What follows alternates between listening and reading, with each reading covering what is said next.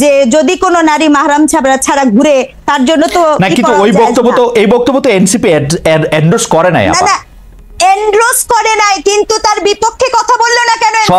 সবকিছুর বিপক্ষে কেমনে কথা বলবে? 500টা ইস্যু আছে, 500টা ইস্যু এগেইনস্টে কথা বলবে।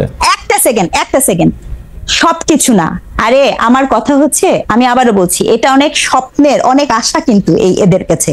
সেই জায়গা থেকে বলছি, আপনি বলেন তো এই এনসিপির যেই মেয়েরা আছে এই জুলাই অভ্যুত্থানের পরে কতজন মেয়েদেরকে সাইবার বুলিং করা হয়েছে, ট্রলিং করা হয়েছে, তারা কি করছে?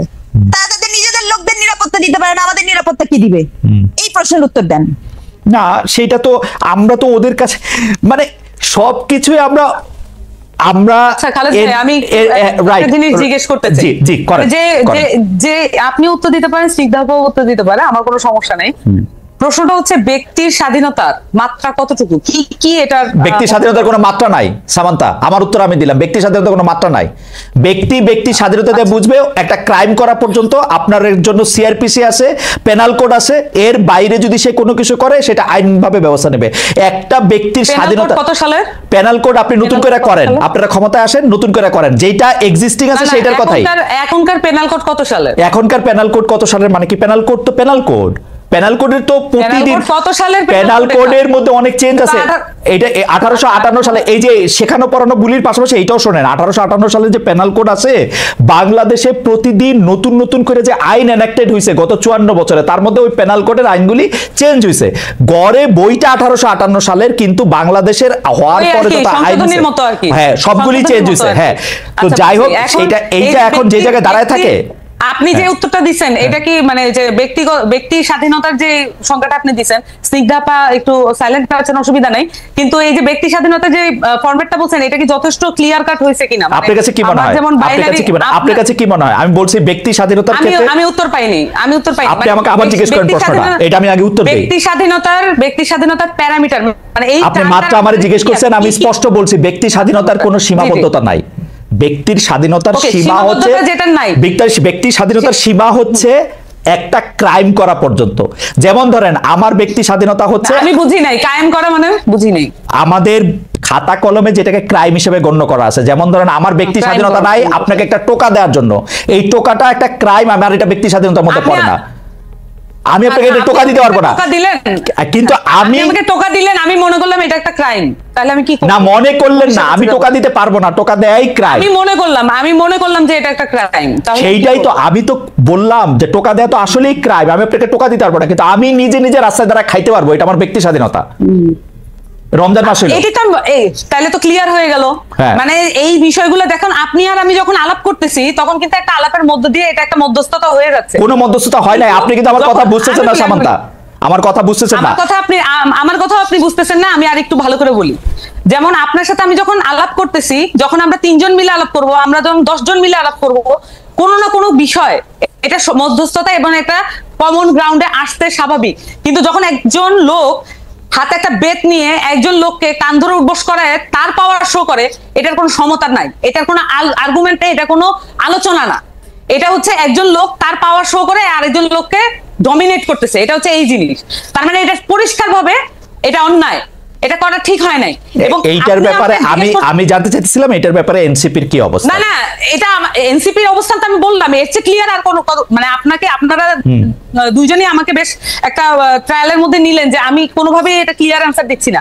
How can I be clear more than this? যে আমি বারবার বলতেছি যে এইখানে একটা লোক বারবার তাকে ডমিনেট করার চেষ্টা করতেছে। ক্লিয়ার ডমিনেশন যেটা, কোনোভাবে সমতা নাই।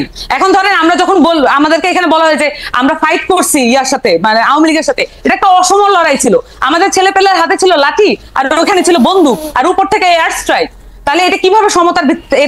এটা তো লড়াইও না, এটা হচ্ছে পুরো খুন করার জন্য একেবারে আক্রমণ। তা এইটাও একই রকম একটা জিনিস। একটা লোক, সে একটা পরিষ্কার সুন্দর জামা কাপড় পরা, পাঞ্জাবি পরা, এবং সে হচ্ছে লাঠি দিয়ে একজনকে বলতেছে, তার যে সামাজিক হায়ার অবস্থান সেটা সে মিসইউজ করে আরেকটা সামাজিক ভাবে লোয়ার অবস্থানে একটা খেটে খাওয়া মানুষকে, তার জীবনের গল্পটা কেউ জানে না।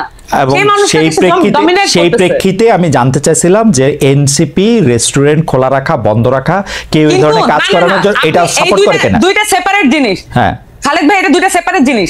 আমরা যদি এই জিনিসগুলোকে আলাদা করতে না পারি তাহলে আমরা আচ্ছা বলেন তো, একটু বুঝান।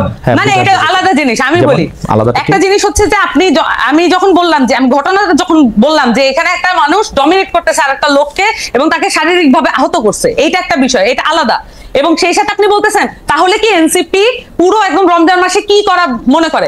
এনসিপি কি ধর্মভিত্তিক রাজনীতি দল?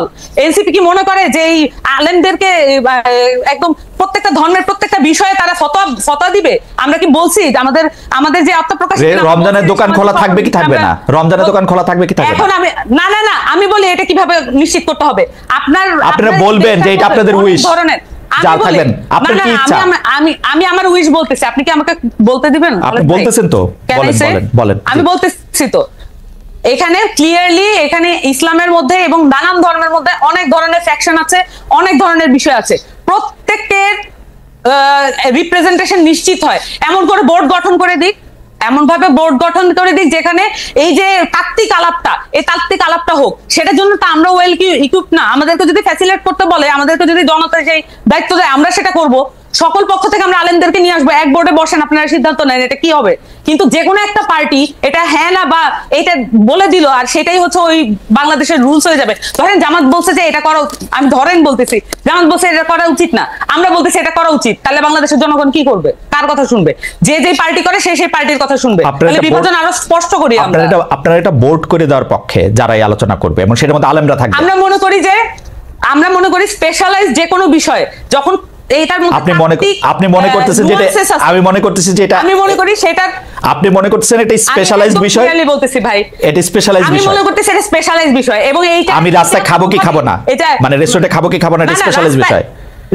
এটার সাথে এটা সম্পর্ক নাই। এখানে দেখবেন যে রোজা অমুক তমুক অনেক কিছু নিয়ে আসছে এখানে কনসেপ্টের সাথে। আপনি যখন প্রশ্ন করছেন এখন আপনি আরো বেশি সিম্পলিফাইড করে ফেলতেছেন। আপনার প্রশ্নটা প্রথমে এটা ছিল না, আপনি এখন মানে এটাকে কম্প্রোমাইজ করতেছেন আপনি তর্কে জিতার জন্য। আমি বলতেছি যে সামান্তা এই যে শুনেন সামান্তা, এই তর্কে জিতা জাতীয় কথা মানে বললেন না। আপনি তর্কে জিতছেন, 100-তে 99 পাইছেন। আপনার কথা আমি বুঝতে পারছি, থ্যাংক ইউ। আমি ডক্টর স্নিগ্ধার কাছে যাই। ডক্টর স্নিগ্ধা,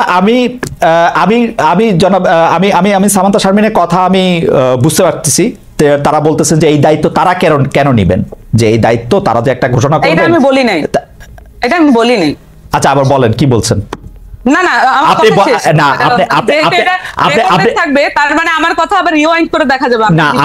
আপনি এটা বলতেছেন না যে এই সিদ্ধান্ত এনসিপি দিবে না, আপনি এটা বলেন নাই? আমি বারবার বলেছি এনসিপির কাছে যদি জনগণ সকলে মিলে বলুক এনসিপি এটা সলভ করতে হবে, কিন্তু তা তো না। এক একটা পলিটিক্যাল পার্টি, এক একটা জনগোষ্ঠী এক একটা পলিটিক্যাল পার্টি করে। তাহলে এই যে এতগুলো মানুষের দায়িত্ব তো আমরা যদি নিতে চাই তাহলে আমাদেরকে তো ফর্মালি দিতে হবে। তাহলে আমরা সকলকে মিলে এটা একটা বোর্ড গঠন করে আমরা এই সমাধানগুলো দিয়ে দিই। কিন্তু আমাদের রাষ্ট্রীয় কাঠামো আছে, আমাদের ইসলামিক ফাউন্ডেশন নাই। এই সমস্যাগুলো সমাধান করা কি ইসলামিক ফাউন্ডেশনের দায়িত্বের মধ্যে পড়ে না? তাহলে আমরা যে ট্যাক্সের টাকা দিয়ে এই প্রতিষ্ঠানগুলো চালাই, তাহলে আমরা কেন ট্যাক্সের টাকাটা নষ্ট করি?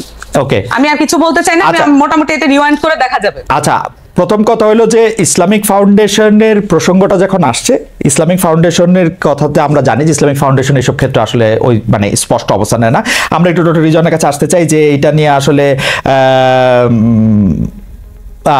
অন্য একটা বিষয়ে আপনার একটু দৃষ্টি আকর্ষণ করতে চাই যে যৌন হয়রানি রোধে শিক্ষা প্রতিষ্ঠান ও কর্মস্থলে সেল গঠনের নির্দেশনা ছিল উচ্চ আদালতের। এই নিয়ে আপনি গত বছর ডয়েচে ভেলেকে বলেছিলেন যে আমাদের বিশ্ববিদ্যালয়ে কমিটি থাকলেও তা ঠিকমতো কাজ করে না, কমিটির সদস্যরাই বিষয়টি ঠিকমতো বোঝেন না। এখন পরিস্থিতির কোনো উন্নতি হয়েছে কিনা? আচ্ছা, না এটা শুধু আমি আমাদের বলি না, আমি মানে স্পষ্ট করি, যৌন নিপীড়ন বিরোধী সেলটি আপনার হাইকোর্টের রায় হয়ে আছে, সেটি কিন্তু সকল প্রতিষ্ঠান, সরকারি শুধু শিক্ষা প্রতিষ্ঠান না, সব জায়গায় থাকার কথা। দুঃখজনক হলো এটা 2009-এর রায়, কিন্তু এখন পর্যন্ত এটা আছে নাই। কারণ কি, যৌন নিপীড়ন কাকে বলে, যৌন হেনস্থা কাকে বলে, সেই আইডিয়াই তো পরিষ্কার নাই। সেক্ষেত্রে না মানে আপনি বলেন তো, যৌন, এই যে আমরা একদিকে বলি 2025